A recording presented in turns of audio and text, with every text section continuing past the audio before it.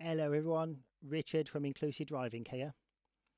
Have any of your friends told you that if you do certain things on your driving test, you'll fail? Let's discuss those myths and put some of them where they belong, and we'll talk about what you can and can't do on a driving test. Myth number one, you can't cross your hands on the steering wheel. Wrong. The examiner is only looking to see if you keep control of the vehicle. They're not interested in how you hold the steering wheel or what method you use to turn the steering wheel.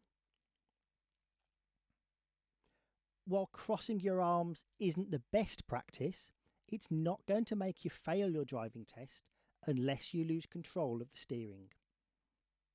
If you lose control of the steering because you crossed your arms, you will fail, but not because you crossed your arms. You will fail because you lost control of the steering. Here's an extract from DT1, the Driving Examiner's Guidelines.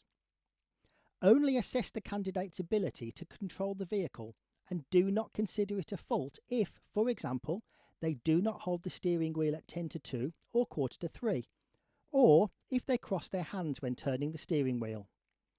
The assessment should be based on whether the steering is smooth, safe, and under control. Myth number 2. If you offer the examiner a piece of chewing gum or a bottle of water in the summer, they will stop the test as you are bribing them. Wrong. Offering them money is an obvious bribe and that will be reported.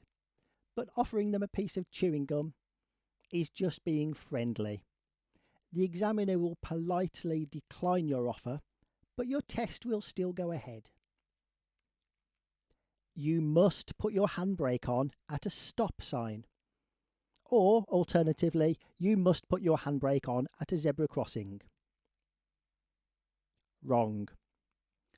For a stop sign, the only requirement is that you do actually stop. Completely stop. The examiner can tell that you've stopped because, well, the car isn't moving anymore. You might need to apply the handbrake anyway if you're on a hill or if you're waiting at the stop line for a while, but it's not necessary to use the handbrake just because it's a stop line. It's the same for zebra crossings. There are some good reasons why it's a good idea to use the handbrake, but you won't fail if you don't. If I roll backwards 2 centimetres on a hill, I will fail. Wrong.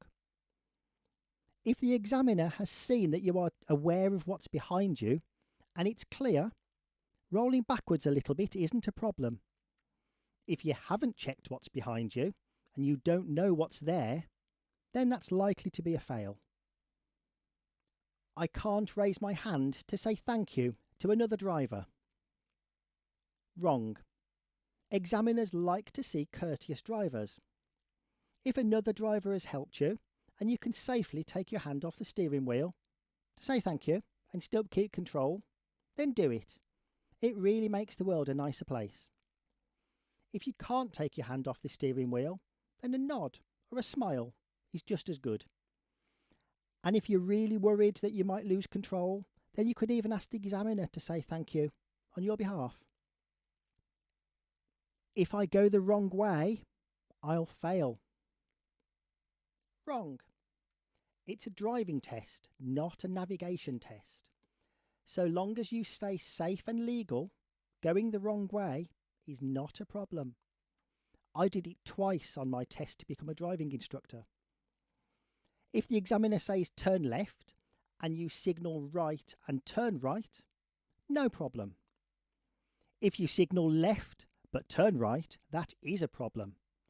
But that's because of the misleading signal, not because you went the wrong way. Similarly, if you do something illegal such as go the wrong way down a one-way street, then that's a fail.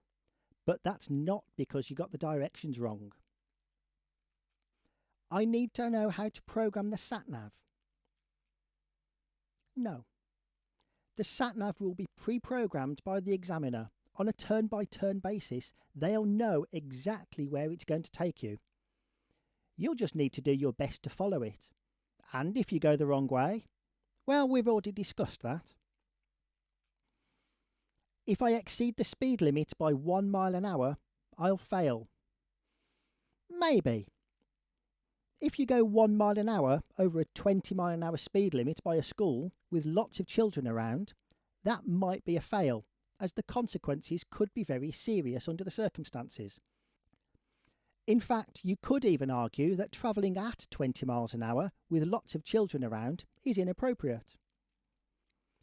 But if you're on a 60 mile an hour dual carriageway and you go over by 2 or 3 miles an hour and realise straight away and bring it under control, it's likely to be a minor fault. If you fail to realise and the examiner has to ask you to slow down, then I'm afraid it's game over. Do you know any other myths that friends might have told you? If so, pop them in the comments down there and I'll do my best to address them for you. So that's it for now, and I'll see you again another time.